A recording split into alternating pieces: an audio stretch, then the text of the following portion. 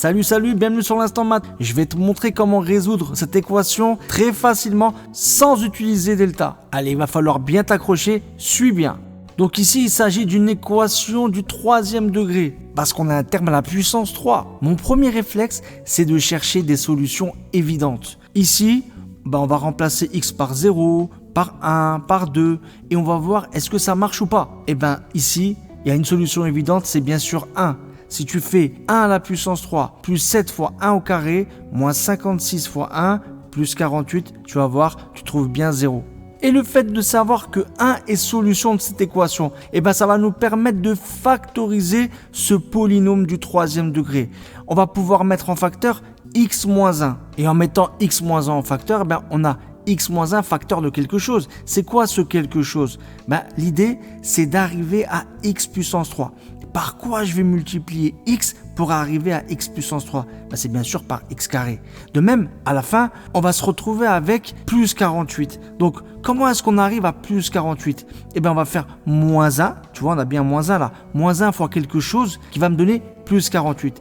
C'est bien sûr moins 48. Moins 1 fois moins 48 va me donner plus 48. Bon, tu le vois ici, on raisonne dans l'autre sens. C'est-à-dire que, en fait, on part de x moins 1 facteur de quelque chose pour retrouver notre polynôme de départ, notre polynôme de troisième degré. Mais bon, tu vois bien qu'ici, il manque quelque chose. Parce qu'on a x moins 1 facteur d'un polynôme du second degré. Il nous manque au milieu un terme en x. Et pour obtenir, du coup, 7x carré, regarde bien le 7x carré. Comment est-ce que tu vas obtenir un terme en x carré? C'est en multipliant x par ce qui manque là, mais aussi en multipliant moins 1 par x carré. Et du coup, réfléchis bien, l'idée c'est d'obtenir 7x carré. Déjà, quand tu fais moins 1 fois x carré, ça fait moins x carré. Du coup, ce qui va manquer là, ça va être 8x. Oui, parce qu'on va faire x fois 8x, ça fait 8x carré. Moins 1 fois x carré, ça fait moins x carré. 8x carré moins x carré, ça fait bien 7x carré. Et tu vois, ça marche parce que, regarde bien, on doit aussi obtenir moins 56x.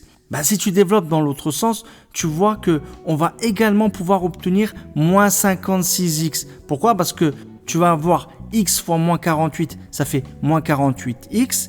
Et tu vas également avoir moins 1 fois 8x, ce qui fait moins 8x. Or, moins 48x moins 8x, ça fait bien moins 56x. Donc tu vois, en développant ce qu'on a en bas, on va retrouver ce qu'on a en haut. Bon, du coup, à ce stade, on a donc x moins 1 facteur de x carré plus 8x moins 48. Bien sûr, on n'est pas obligé d'écrire le fois là, entre x moins 1 et le reste. On va maintenant s'intéresser au polynôme du second degré là, x carré plus 8x moins 48. Et je vais te montrer qu'il y a une astuce pour encore factoriser. L'astuce, ça va être de voir que 8x, tu peux l'écrire comme 12x moins 4x. Et regarde, grâce au code couleur, tu vas voir qu'on va pouvoir factoriser. Et j'ai pas fait ça au hasard, parce que tu dois avoir un lien entre 12x et 48. 12 et 48, il y a bien sûr un lien. 48, c'est 12 fois 4. Bref, concentre-toi sur x carré plus 12x.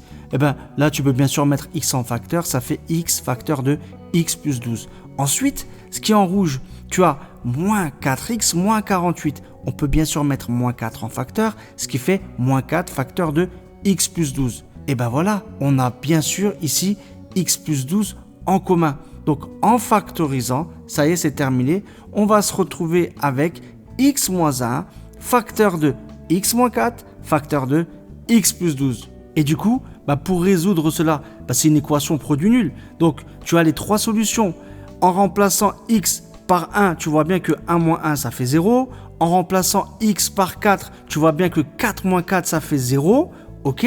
Et en remplaçant x par moins 12, tu as bien moins 12 plus 12, ça fait également 0. On a nos trois solutions. 1, 4 et moins 12.